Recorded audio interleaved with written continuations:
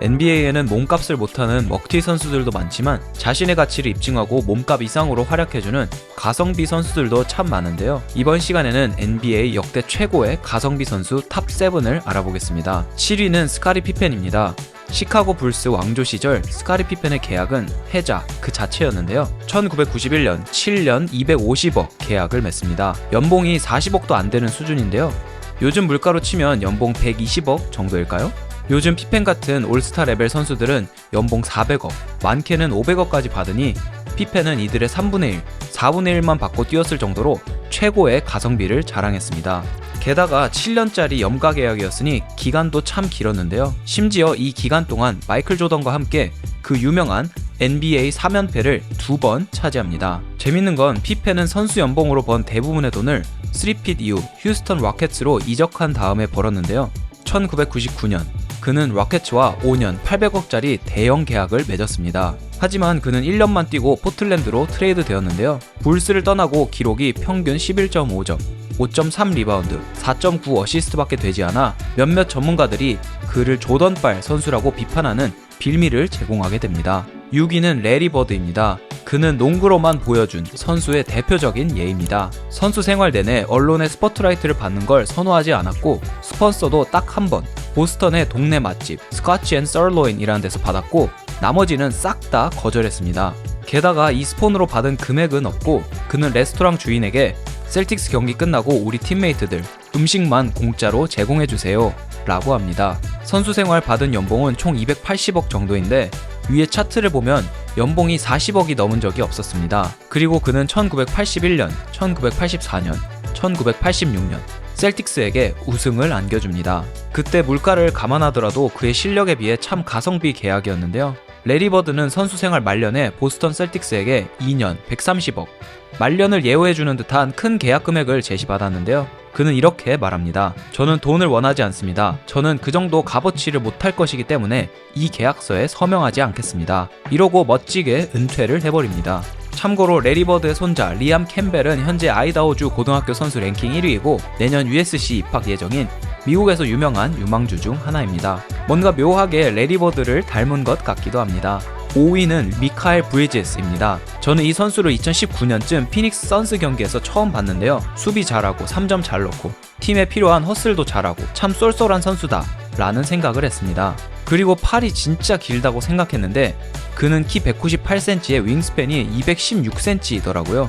어쨌든 그는 2021년 피닉스와 4년 1200억 연장 계약을 체결합니다. 계약 직후 피닉스에서 부상을 당하고 결국 브루클린 네츠로 트레이드 됐는데 네츠에서 포텐을 폭발시키고 있습니다. 그는 평균 20점, 야투율 40% 초중반대를 기록하며 준 올스타급의 성적을 기록하고 있습니다. 실제로 이번 시즌 올스타 팬 투표에서 7위를 기록할 만큼 대형 스타로 성장할 조짐을 보이고 있습니다.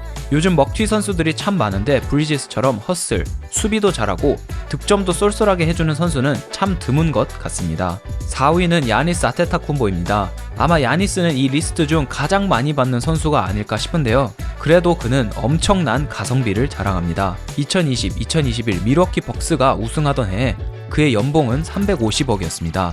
리그 39위에 해당할 정도로 그의 슈퍼스타급 활약에 비해 적은 액수였는데요. 그는 참 대단한 게 예전부터 짧은 형태의 연장 계약을 맺으면서 최대한 팀에 도움이 되려고 하고 자신은 몸값을 쭉 입증해왔습니다.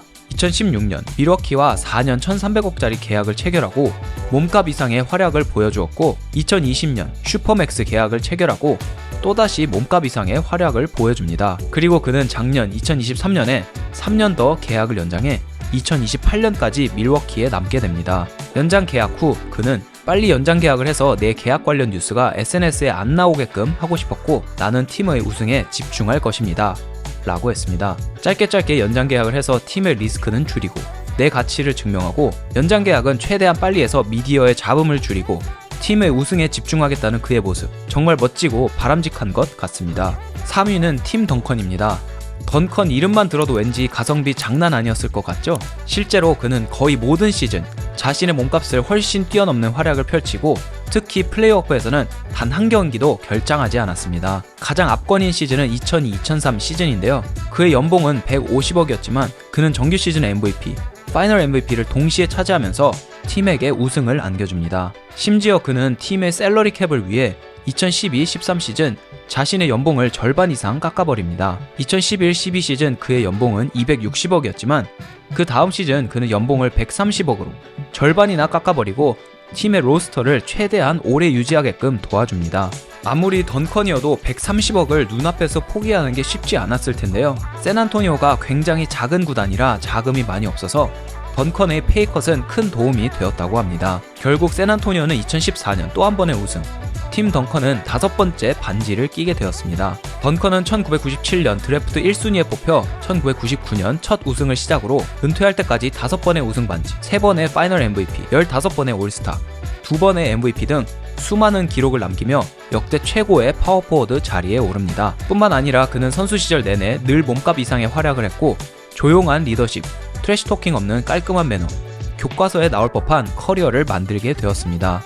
2위는 제일런 브런슨입니다. 제일런은 블래처 리포트가 뽑은 이번 시즌 가성비 좋은 선수 탑5에 당당히 이름을 올렸습니다. 그는 2022년 7월 뉴욕 닉스와 4년 1300억 계약을 체결했는데요. 연봉은 300억 조금 넘는 수준이었습니다. 그 당시만 해도 뉴욕 닉스 팬들이 제일런에게 오버페이 한다고 난리를 쳤었는데요.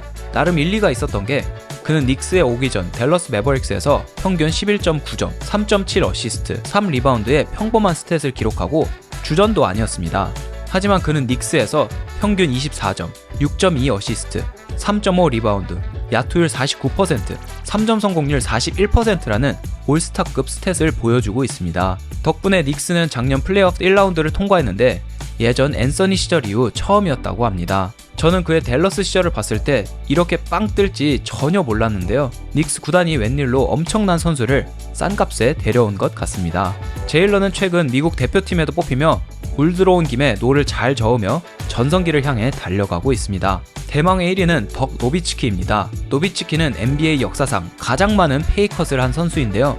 누적 페이컷 금액이 무려 2,600억 가량이라고 합니다. 저도 리서치하면서 보니까 이건 좀 너무 많은 금액을 포기한 거 아닌가 싶은데요. 단적인 예로 그는 선수 생활 말년 17번째 시즌에 휴스턴 로켓츠와 LA 레이커스에게서 4년 1,300억 계약을 제시받았습니다. 하지만 그는 이를 거절하고 댈러스와 고작 3년 300억 계약을 체결하는데요. 다른 팀들이 제안한 금액과 무려 1,000억 차이입니다. 노비츠키 말로는 댈러스가 좋은 선수들을 영입하고 리빌딩을 편하게 하기 위해 페이컷을 한 것이라고 하는데요. 물론 노비츠키는 댈러스에서 19시즌을 뛰는 동안 총 3,000억 정도를 벌어들이긴 했습니다.